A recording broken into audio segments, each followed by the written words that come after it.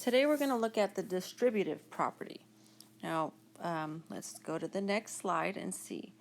Distributive property is multiplication, because if you notice here in the picture, algebraic definition, you have A outside a set of parentheses. And remember, parentheses mean multiplication. Now, this really says A times the quantity of everything inside of the parentheses. Now, can you actually multiply or add B plus C? No. If there were numerical values there, yes, you could. So what you're going to need to do is you're going to need to take that variable A and distribute that A to each term inside of the parentheses like that. And when you distribute, you end up multiplying. Now that is my multiplication symbol in case you're wondering what that is. So what I just did here is I took A, I'm going to multiply it by B, which you can see right there. Okay, then I'm going to go ahead and multiply the A times the other term inside the parentheses, which is the C. So that's what you see right here. Okay, or you might have it as a subtraction inside the parentheses. So, but still, I'm going to do A times each term inside the parentheses. Now that's A times B, which you see here. Now before you write a symbol after that, you need to look at the A being multiplied with a negative C. I've told some of you that I spoke with personally, the operation before the value is the sign of it. So since this says minus C, that's also looked at as a negative C. So when you do a positive number times a negative number, you're going to get a negative value. So you can see over here, you got a negative AC. Okay, so let's look at some more. Numerical examples. What do these look like? Okay, so again, the first one, I have 3 times the quantity of x plus 2, and then close those parentheses. So take that 3, distribute it, or in other words, multiply it to each term inside the parentheses. So we've got 3 times x, and then you have 3 times positive 2, and 3 times positive 2, which we can skip right down here. This part is just for a visual.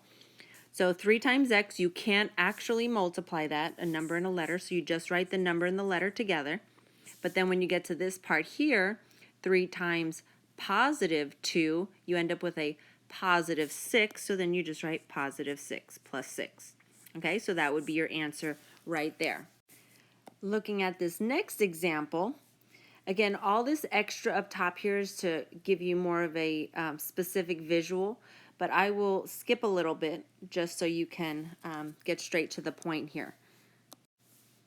So I'm going to distribute 2 times b and 2 times, remember that's a negative 5. So multiply that out. So when I do 2 times b, I'm going to end up with 2b. Like I said, all of this extra in between, I'm just going to bring you straight to the point here.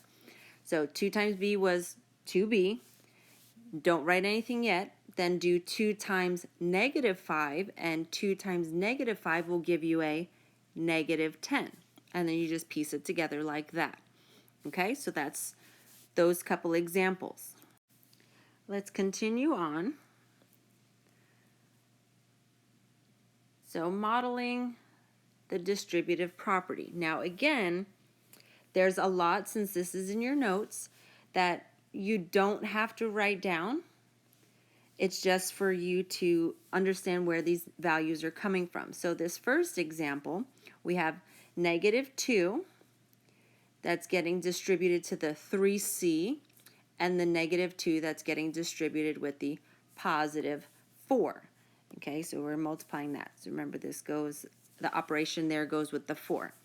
Now if I do negative 2 times 3c, I would actually calculate the numbers. So negative 2 times 3 is -6, and then you just add the variable of c back on. So that's what you have right here, -6c.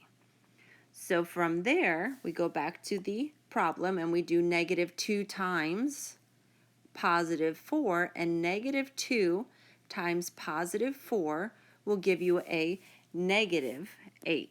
So then you attach that on like so. All right, example 2. Here's another one. So again, I'm going to start with my -4 here. It's going to get distributed, multiplied to each term inside, so it's going to get distributed with the -3r, and it's also going to get distributed with the -8. All right, so -4 times -3r, -4 times -3, negative times a negative is a positive, so that would give me a +12r, and I see that right here, +12r. Then for the next part, I'm going to go ahead and take that -4 and multiply it with the -8. Negative times a negative is a positive. 4 times 8 is 32, and you would end up with the second piece of your expression. Moving along, so here you will have a checkup for you to try.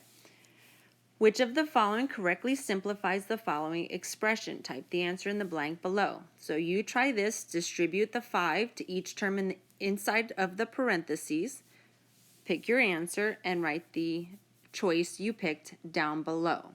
Okay, you can pause this or you can just guess right now. Okay, next. Now we get a little bit more crazy.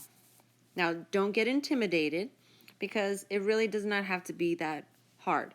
And just like before, there's a lot of this extra in between just for you to actually see where it's coming from. But I'm just going to get straight, I'm going to skip around marking up my page like I've been doing. All right, so sometimes distributing isn't enough to fully simplify an expression. So we need to remember how to combine like terms. So that's why we did combining like terms before we do distributing. So when I see a number, like I do right here, outside a set of parentheses, I need to remember that means distributive property is involved. So 3 is going to get multiplied to each term inside. So 3 times 5j, 3 times 5 is 15, and put the j back on. So that would give me 3 times 5, which is 15, so right here. And then I'm going to do 3 times -8, so 3 times -8. 3 times 8 is 24, positive times a negative is a negative, so I'd end up with -24. But if you notice on this problem, there's not just a distributive piece to the expression, there's a little bit more.